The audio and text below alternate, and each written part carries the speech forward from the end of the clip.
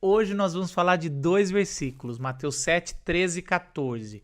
O caminho e a porta. Se você ainda não leu, vai lá meditar nesses dois versículos, fazer as suas anotações e depois volta para cá para a gente bater as ideias e ver o que o Espírito Santo falou com a gente. Vamos lá? Como todo bom sermão, chegamos na hora do apelo. A gente que trabalha com pregação, no final sempre tem um desafio, né? A gente que trabalha com pregação, no final sempre tem um apelo. E Jesus chegou no seu sermão da montanha, no seu sermão do monte, ele chegou agora na hora do apelo, do desafio. E nesse desafio, nesses dois versículos, é a hora que ele está fazendo um apelo para os seus discípulos, depois dele mostrar todas as características de um discípulo radical, de um discípulo transformado pelo seu Espírito Santo, dessa caminhada que Jesus vai fazer nesses 3 anos de ministério. Ele faz agora um apelo, né, um desafio, ele falando, olha, a porta é estreita, tem uma porta larga que muitos vão passar e tem a porta estreita, o caminho largo e o caminho estreito que chega para essa porta estreita. Qual vocês vão querer atravessar? E existe um desafio, uma decisão a ser tomada. Caminhar e entrar. Jesus não alivia, ele faz o desafio que tem que ser feito, assim como a mensagem do Evangelho sempre vai desafiar a gente a tomar uma decisão radical. Esse é o desafio do Evangelho. O primeiro princípio que a gente vê na mensagem de Jesus aqui é que não existe sincretismo e nem pluralidade na mensagem de Jesus. O certo e o errado é bem traçado e existe uma decisão a ser tomada. Nos tempos atuais, e sempre existiu, né? Desde o primeiro século, os gregos eram sincréticos. Eles gostavam de fazer esse sincretismo, né? O que é o sincretismo? É a junção de crenças, né? Então, isso já aconteceu já nos primeiros séculos com Constantino, o imperador romano que se converteu ao cristianismo e começou a juntar os deuses, né?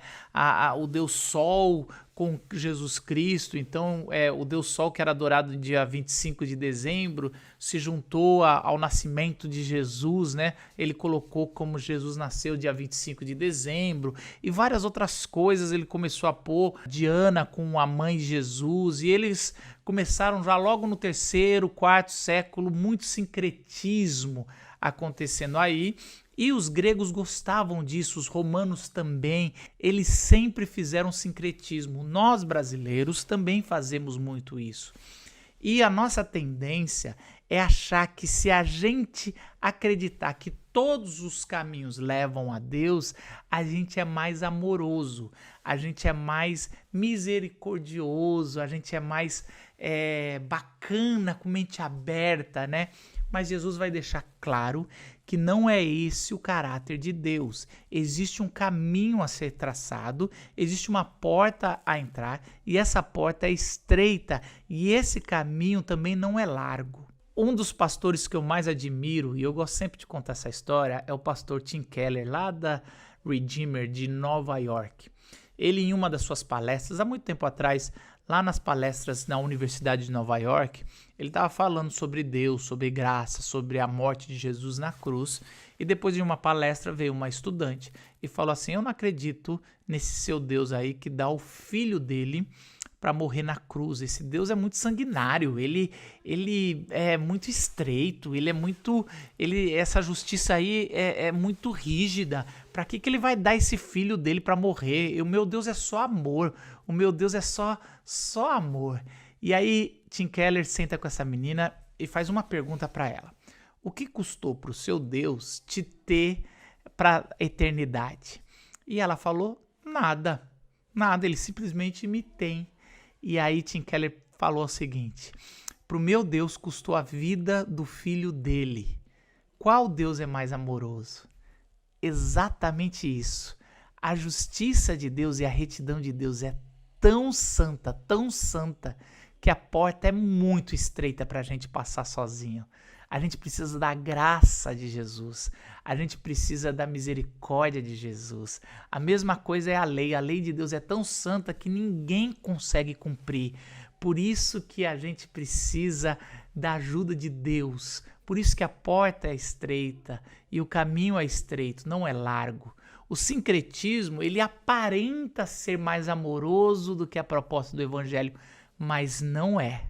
Quando Jesus fala do caminho, talvez ele esteja pensando no Salmo 1, né? Um dos salmos mais conhecidos, que fala que o caminho do justo, que se alegra na lei do Senhor, que prospera, é como uma árvore perto de um riacho, mas o caminho do ímpio, que escarnece, ele vai perecer como a palha no vento. Exatamente assim. Tem uma palavra de C.S. Lewis no Surpreendido pela Alegria, e ele fala que quando ele amadureceu, ele ganhou essa noção de querer ir para o mundo, né? Quando ele fez os seus 12, 13 anos e ele ganhou consciência do pecado, ele diz o seguinte: logo troquei o eu creio pelo eu sinto. E ó, que alívio! Da tirania da revelação meridiana passei para suave crepúsculo do pensamento superior, onde nada havia a ser obedecido e nada a ser crido, exceto o que fosse confortante e excitante. Esse é o pensamento do mundo, quem planta na carne, né? Paulo vai dizer que às vezes a gente pode plantar na carne ou plantar no espírito. Quem planta na carne tem esse pensamento: olha, eu vou apenas viver o que é confortante para a minha alma e o que é prazeroso. E é exatamente esse o caminho largo. Naquela época eles viviam e atravessavam muito deserto. E quem atravessa um deserto, não existe um caminho. O caminho é largo, porque não existe aquela estrada a ser atravessada. Você só tem noção do norte que você tem que seguir. E é exatamente isso as religiões que não têm uma diretriz clara. Você sabe que você tem que ir para aquele lado, e para aquele lado é mais ou menos o correto, você vai chegar, né? Você se orienta para uma estrela que está longe, por alguma coisa, e segue no caminho do deserto, porque o caminho é largo e você vai chegar. Jesus talvez estava olhando lá para um deserto e falando: ó, esse caminho largo que tem um norte que você vai seguir, não é o caminho do evangelho. O caminho do evangelho, ele é estreito. Você segue individualmente, assim como uma porta. A porta, ela é estreita, você não passa por caravana, né? No deserto você sempre andava em caravana, em clãs. Naquela época você não andava sozinho, senão você era roubado. Você lembra da história que Jesus contou de quem desceu de Jerusalém para Jericó e foi assaltado? Você andava em grupos para não ser assaltado. Mas Jesus vai contar que aquela estrada, ela é estreita e a porta é estreita. Você tem que atravessar essa porta individualmente e sem bagagem. Para nós que vivemos numa cultura individualista, parece normal. Nossa, isso é lógico, a salvação ela é individual. Mas naquela época não, naquela época tudo era coletivo, era a família, era o pai de família que decidia, era o clã.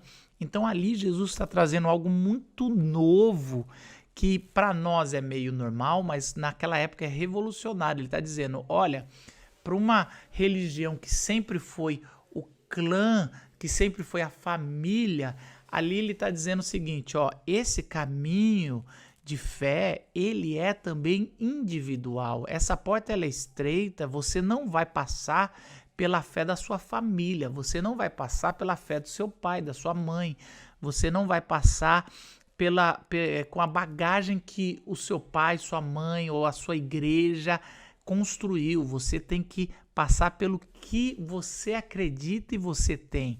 É seu papel tomar essa decisão. O que Jesus está dizendo para os seus discípulos e diz para mim e para você, que é uma decisão pessoal de atravessar essa porta. Não como mérito, eu vou tomar uma decisão e essa é uma decisão minha, e quem não tomou, essa pessoa é pecadora. Todos nós somos pecadores, não é nesse ponto de vista soteriológico, é num ponto de vista de uma responsabilidade individual de entender que eu não posso me apegar às coisas da minha família, da minha tradição ou da minha comunidade de fé, para que, no final das contas, colocar sobre eles a responsabilidade que é individual minha e sua. uma coisa importante a gente entender é o que quer dizer a palavra estreita, né? O caminho estreito, a porta estreita. A melhor interpretação é o que é revelado. Então, a porta estreita, a pessoa que atravessa pela porta estreita é a pessoa que segue a revelação de Cristo, a revelação da palavra de Deus. Para o cristão, para o discípulo radical, o que deve ser seguido é o que é revelado pela palavra de Deus.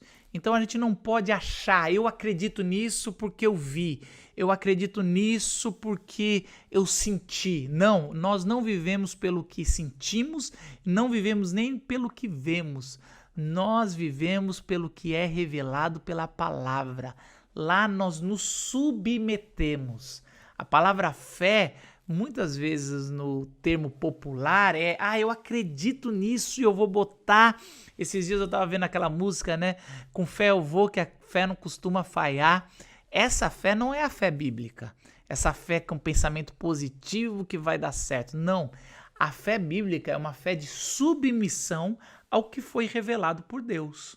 Então, a porta estreita é a porta da revelação.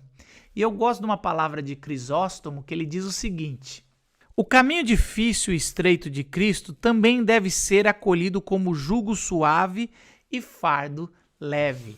Então a revelação de Deus pode ser um caminho estreito e difícil, mas ele também, por um lado, quando você vai entender a revelação, e principalmente a revelação da graça e do amor, ele é um fardo leve, é um jugo suave a ser caminhado. Então essa porta, por ela ser estreita, por um lado ela é uma responsabilidade individual, mas por outro lado ela é um alívio quando você olha e percebe que você depende de Deus e não de você mesmo e nem dos outros. Existe também dois grupos aqui. O grupo de multidão que vai para o caminho largo e pela porta larga, essa porta que mais é um portão de uma cidade que muitos estão passando. E existe um pequeno grupo que escolheu passar pelo caminho estreito e pela porta estreita. O que Jesus está dizendo aqui e que a palavra traz é que a gente sempre vai ser minoria ou sempre vai ser o que está escolhendo o caminho mais difícil. A grande multidão sempre vai escolher o que é mais fácil. Não quer dizer que são pouquíssimos ou que é para a gente se orgulhar de, olha só, eu sou a minoria que escolhi o que é certo. Não é isso, até porque em Apocalipse fala que diante do trono vai ter grande multidão. Então, de alguma forma, vai ser uma grande multidão que vai ser salvo. Mas o que quer dizer aqui é que, assim como sempre vai ter um remanescente, assim como vai sempre ter o povo de Deus, mas não fique achando que vai ser um Brasil de Deus, um Brasil vai ser para Deus, nunca vai ser. A porta larga sempre vai ter uma grande multidão e os discípulos radicais sempre vão ser um pequeno grupo que Deus escolheu e pessoas que decidiram caminhar no caminho estreito e na porta estreita. E por último, Jesus vai falar sobre dois destinos. A porta larga vai levar à perdição, à destruição. Não necessariamente essa perdição é o inferno, e lógico que a gente já logo interpreta ao inferno, né? A gente sempre interpreta soteriologicamente a vida após a morte, mas aqui Jesus está também dizendo sobre a vida terrena, as nossas decisões que a gente está tomando, mas Jesus também está dizendo que a decisão de quem toma do caminho estreito e a porta estreita é a vida eterna, que também não quer dizer lá no céu, quer dizer que começou agora aqui na terra. Então, existem dois destinos para quem toma decisões desse apelo do Sermão do Monte. Existe uma destruição que começa já. Quem não ouve a palavra de Jesus já começou a sua autodestruição. E quem ouve as palavras e a pratica tem a vida eterna. Meus queridos, que eu e você possamos ouvir a voz da revelação, que essa revelação, que ela é estreita e que só passa um de cada vez sem bagagem, possa ocupar o teu coração, mas que não possa ser uma decisão difícil, mas que seja um fardo leve. A revelação de que você não consegue passar porque é tão estreito, que é só pela graça de Jesus. Mas é uma decisão que você precisa tomar para a vida de uma vez por todas. Que essa seja a nossa decisão e que sejamos fiel até o fim. Amém? Te vejo no próximo vídeo. Queridos, no próximo vídeo a gente vai falar sobre o lobo e a ovelha, a árvore e o fruto. Mateus 7, de 15 a 20. Estude e a gente se vê no próximo vídeo.